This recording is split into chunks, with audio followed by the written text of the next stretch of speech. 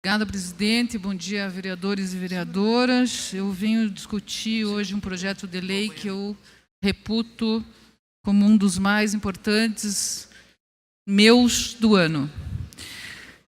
Há quem diga que a morte é a coisa mais democrática da vida, porque não faz diferença de idade, cor, orientação, gênero, etc, etc, etc. Mas mesmo numa questão tão democrática como a morte, existe sim um diferencial na morte que mostra as diferenças sociais. Por que eu digo isso? Porque quem tem mais recurso acaba tendo uma morte com mais privilégios em termos de acessórios. Muito bem. Na capital de Curitiba, os custos de caixões e serviços funerários seguem oficialmente uma tabela estabelecida pela prefeitura. Ao adquirir a sua urna mortuária, nós procuramos, então, morre o familiar, se procura o serviço municipal funerário, e nós adquirimos lá um plano estabelecido em tabela da prefeitura. Muito bem. Adquirir uma urna mortuária, o usuário também está adquirindo alguns serviços estabelecidos na tabela, como a preparação do corpo, asepsia, tamponamento e colocação das vestes que a família deve levar, o transporte dentro dos limites de Curitiba, a montagem do velório com suporte para a urna, 4 castiçais com velas e livro de presença. Isso vem, não é cobrado nada a mais por isso. Muito bem. Em Curitiba, segundo informações da Secretaria do Meio Ambiente, em 2016 foram registrados 16.986 óbitos, em média 1.406 por mês, e em 2017, até 15 de dezembro, foram registrados 15.717, em média 1.309 mês. A média de mortes dia é em torno de 47. Ao todo, nós temos 13 opções, eu quero que vocês compreendam bem, por causa dos custos. Em média, nós temos 3 opções de urnas, todas classificadas por uma numeração. Os gratuitos são classificados do número 1 a 4. Já os pagos são divididos em 5 a 8, que custam entre 229,09 a 1.094,11 centavos. E os números de 9 a 13 variam de 1.315 a 6.367. Isso está numa tabela que vocês encontram facilmente no Serviço Funerário Municipal, Decreto 567. Serviço, portanto, tabelado. Mas, infelizmente, crescem as reclamações com relação aos serviços funerários na cidade de Curitiba. Vereadora, uma parte na sequência. Já lhe concedo. E essas reclamações têm sido absolutamente voltadas mais para uma questão. Eu, quando cheguei no Serviço Funerário Municipal, perguntei para o servidor que coordena o serviço funerário, perguntei qual é a principal queixa do usuário. Ah, doutora, sem dúvida, a tanatopraxia. Eu fiquei refletindo sobre aquilo. Quando uma pessoa perde um ente querido, além da tristeza e ter que enfrentar toda a burocracia que envolve a questão do funeral, uma parte, vereadora. Já lhe concedo, vereador. Ela precisa de documentação de óbito, ela precisa, muitas vezes, até pagar antecipadamente por um serviço que nem conhece. Eu bem posso falar disso, porque os senhores sabem que recentemente perdi um ente querido na minha família e tive que passar por esse processo. Então, eu aqui também fui usuária do Serviço Funerário Municipal e falo como vereadora e como cidadã curitibana. Bom, o decreto 1597, aqui, assinado pelo prefeito na época, Carlos Alberto Richa, estabelece as questões dos regulamentos do que é obrigatório o que é pago obrigatoriamente e o que é facultativo ao usuário.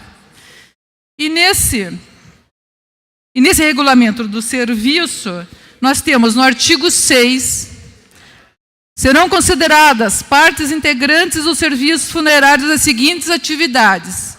1. Serviços obrigatórios. A preparação do corpo, como eu falei, o fornecimento da urna, como eu disse, a montagem e manutenção dos velórios e o transporte do corpo dentro do município. Serviços facultativos tabelados.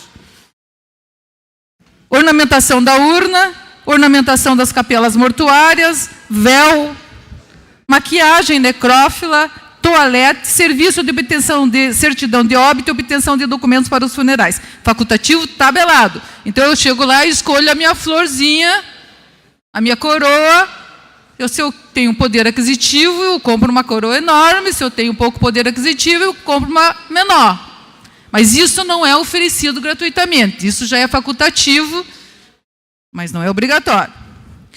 E o item 3 do artigo 6 diz assim: serviços facultativos adquiridos livremente pelos usuários, ou seja, livremente. Escolha a opção do usuário. Já lhe concedo, vereador. Aluguel de capela, aluguel de veículo para acompanhamento do funeral, flores e coroas não previstas no facultativo, transporte de cadáveres exumados, tanatopraxia. Está na lei, diz, serviços facultativos adquiridos livremente pelo usuário. Eu não preciso fazer uma pesquisa muito longa, além de ter ouvido o Serviço Funerário Municipal manifestar que os usuários queixam-se principalmente de problemas com tanatopraxia. Se eu fizer uma pesquisa aqui na Câmara Municipal, eu terei vários vereadores que passaram, entre estes, passaram por essa situação. A tanatopraxia, senhores, é um procedimento de preparação do cadáver para que ele prolongue, ele se estabilize por mais horas e não entre em estado de putrefação muito rapidamente. Então, ele é utilizado em algumas situações que eu, como médica legista, conheço profundamente. Pode.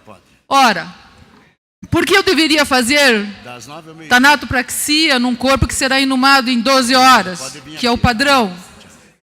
Por que eu faria tanatopraxia num corpo que será enterrado, inumado, antes de 24 horas? Só se ele tiver indicação. Esse é o objetivo do nosso projeto. Nós estabelecemos em lei aqui quais são as indicações para se fazer a tanatopraxia.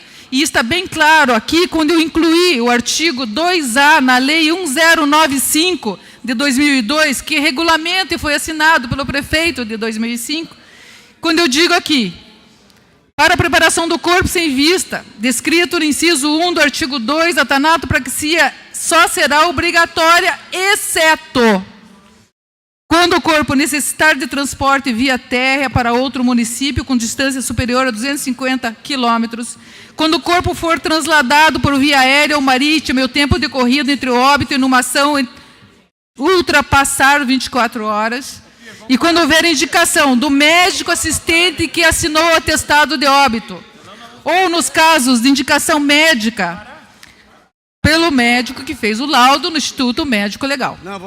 Portanto, o que nós temos assistido é um abuso que as funerárias fazem, empurrando um serviço que muitas vezes não é necessário.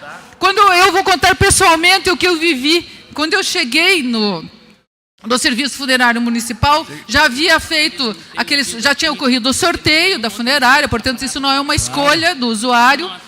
É um sorteio, eles têm lá 26 funerárias que participam desse rodízio. E você senta com esta funerária e ele te dá um documento que você tem que assinar e que diz assim: se você não fizer o serviço da tanatopraxia, você será responsável pela contaminação do meio ambiente. Eu vivi isso, senhores. Isso é criminoso. Na hora em que a família precisa ser acolhida, compreendida, eles abusam da boa vontade das pessoas e abusam do desconhecimento da lei, abusam da ingenuidade e da inocência das pessoas. A tanatopraxia, senhores... Ele não. A parte, vereador, por favor. Já lhe Ele concedo. não.